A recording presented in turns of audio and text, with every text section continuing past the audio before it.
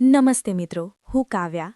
મારી ઉંમર 28 વર્ષ છે અને મારું ફિગર 363038 છે. મારા લગ્ન બહુ નાની ઉંમરે થયા હતા, પણ કમનસીબે મારા પતિનું અકસ્માતમાં અવસાન થયું. ત્યારથી હું મારા સાસરી એકલી જ રહું છું. હું દેખાવમાં સુંદર છું, એટલે આજુબાજુના લોકોની નજર હંમેશા મારા પર રહેતી, પણ હું કોઈને દાદ આપતી નહીં. પણ એક દિવસ મારા સાસરી પક્ષના દૂરના સંબંધીનો દીકરો આર્યન અમારા ઘરે થોડા દિવસ રહેવા માટે આવ્યો. આર્યન 22 વર્ષનો હતો, જવાન, ખડતલ અને બહુ જ હેન્ડસમ હતો. તેને જોતાં જ મારા મનમાં વર્ષોથી દબાયેલી ઈચ્છાઓ ફરી જાગી ગઈ. ઘરમાં મમ્મી પપ્પા ગામડે ગયા હતા, એટલે હું અને આર્યન જ એકલા હતા. આર્યન બહુ શરમાળ હતો, પણ તેની નજરોમાં એક અલગ જ ખેંચાણ હતું. એક દિવસ બપોરે બહુ ગરમી હતી. હું પાતળી નાઇટી પહેરીને રસોડામાં કામ કરતી હતી. પરસેવાને કારણે મારી નાઇટી મારા શરીર પર ચોંટી ગઈ હતી. ત્યારે જ આર્યન રસોડામાં પાણી પીવા આવ્યો. મને એ હાલતમાં જોઈને તેના હાથમાંથી ગ્લાસ છૂટી ગયો. મેં હસીને પૂછ્યું, કેમ આર્યન, કોઈ અપ્સરા જોઈ લીધી કે શું? આર્યન થોથવાતા બોલ્યો, ભાભી, તમે સાચે જ બહુ સુંદર લાગો છો. આટલા દિવસથી હું તમને જ જોઈ રહ્યો છું.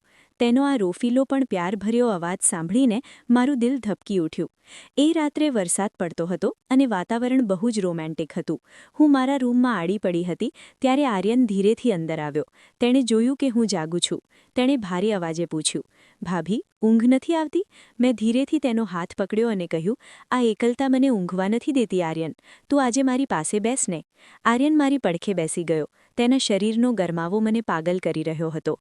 તેણે ધીરેથી મારા ગાલ પર હાથ ફેરવ્યો અને પૂછ્યું, ભાભી, જો હું તમારી એકલતા દૂર કરું તો ચાલશે? મેં બસ હાશકારો નાખ્યો અને તેને પોતાની તરફ ખેંચી લીધો. અમે બંને એકબીજાના આલિંગનમાં ખોવાઈ ગયા. આર્યને ધીરેથી મારી નાઇટીના બટન ખોલ્યા અને મારા કોમળ અંગોને પંપાળવાનું શરૂ કર્યું. તે અત્યંત ઉત્સાહમાં હતો. મેં પણ તેના કપડાં ઉતારી દીધા. તેનું અંગ મજબૂત અને પ્રભાવશાળી હતું.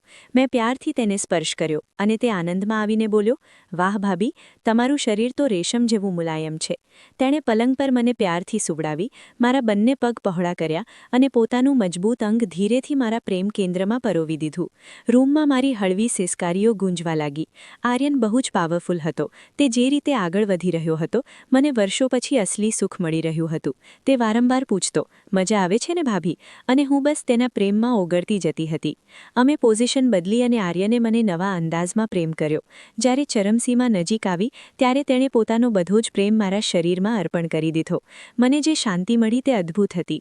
અમે કલાકો સુધી એકબીજાને વળગીને સૂઈ રહ્યા. આર્યન હવે જ્યારે પણ વેકેશન પડે છે, ત્યારે મારા ઘરે અચૂક આવે છે.